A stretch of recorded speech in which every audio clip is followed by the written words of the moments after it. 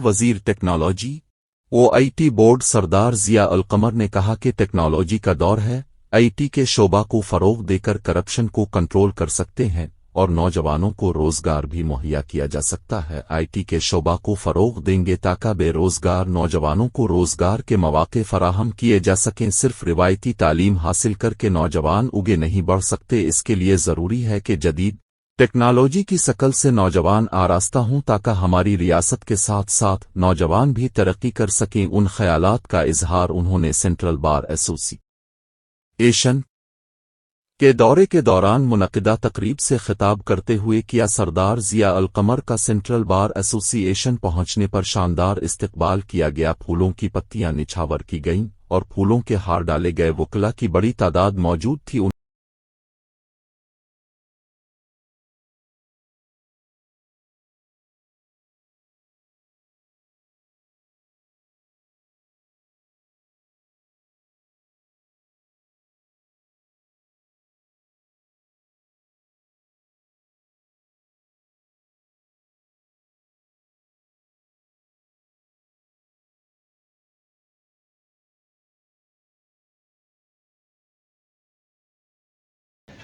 लेकिन आपका जो इल्म है ये बहुत अहमियत का अमल है, इसलिए कि रियासत कोई भी हो, रियासतें जब नई भी थी उससे पहले अगर छोटे छोटे जो जत्थे ग्रोह कबीले वो अपने तौर पे उसको मजबूत करेंगे ताकि आम आदमी ये समझे कि कानून मकड़ी का जाला नहीं है।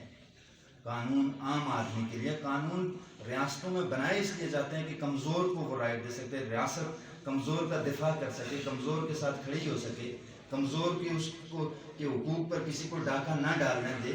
यही बुनियाद तौर पर रियासतों की बुनियाद का मकसद है और इन कवानीन का मकसद है। तो मुझे तवक्को है इंशाअल्लाह कि आप सारे नौजवान मिलकर इसके लिए स्ट्रगल करेंगे और मैं फिर आपका शुक्रिया अदा करता हूँ। इसमें जो एआई का दौर है, आर्टिफिशियल इंटेलिजेंस का दौर है, आने वाला दौर जो है वो यकीनन इसी बात का तकाजा करता है कि जिस तरह चारों शुरू में भी हो रहा है और दुनिया तो हमसे बहुत खैर आगे निकल गई। हिंदुस्तान की तो इस वक्त उसकी इकानमी में, उसके जीडीपी में 33% कंट्रीब्यूट कर रही है ये उसका आईटी डिपार्टमेंट।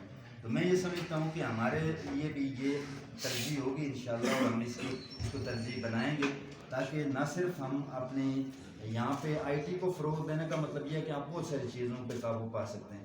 आईटी के ज़रिए जो करप्शन है, चूँकि एक फनामिना है ये पूरा ही, तो उसको हम कंट्रोल कर सकते हैं बहुत हद तक 90%, 95%। दूसरा ये है कि आईटी के ज़रिए हम अल्लाह के फज़ल करम से अपने नौजवानों को रोज़गार के बड़े मौके पैदा किए जा सकते हैं और वो स्किल मुहैया किया जा सकता है नौजवानों को कि वो इस दौर में, इस ऐद में, ताकि आने वाले वक्तों में वो सर्वाइव कर सकें। वरना एआई के दौर में अगर स्किल्ड एजुकेशन नहीं होगी तो आम नौजवान रवायती तालीम के साथ शायद सर्वाइव करना इसका मुश्किल हो जाए।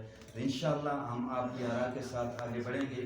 और फिर मैं यहाँ पर ये कहूँगा कि डिस्ट्रिक्ट बार के लिए आप जो भी मेरे जिम्मे लगाएंगे नासिर साहब, आप मेरे लिए जो बात भी कहेंगे, मैं ऐलान शलान यहाँ कोई नहीं करता, लेकिन जो आप मेरे जिम्मे बात लगाएंगे। नौ मुंतखब सदर नासिर मसूद मुगल एडवोकेट ने कहा कि वकील का रिश्ता किताब से होता है, तमाम निज़ाम डिजिटल सिस्टम पर चला गया। इस जदीद दौर में टेक्नोलॉजी ने पूरी दुनिया को एक ग्लोबल विलेज बना दिया है। एक क्लिक पर तमाम मालूमात हासिल कर सकते। हमारी लाइब्रेरी को डिजिटल होना चाहिए ताकि वकला अपनी रोज़ाना की पेशा वराना फ़राइज़ अहसन तरीके से सरअंजाम दे सके और नित नई मालूमात आसानी से हासिल कर सकें। इस मौके पर बहुत सारी सहूलतें मुयसर आ गई हैं इंटरनेट होने की वजह से, दीगर चीज़ें होने की वजह से ये बहुत ज़्यादा ये हो गया है कि ये डिजिटल होना चाहिए। लाइब्रेरी का आप आए हैं, हम आपसे ये मुतालबा भी करते हैं और हमें भरपूर यकीन है कि इंशाअल्लाह ये फौरी तौर पे इस पर अमल दरामद होगा और हमारी जो लाइब्रेरी है इसके अंदर जो कमी पेशी है, जो सिस्टम्स की कमी। मुंतखब सेक्रेटरी जनरल वकार अहमद अब्बासी एडवोकेट ने सेंट्रल बार एसोसिएशन के मसाइल पर रोशनी डालते हुए वजीर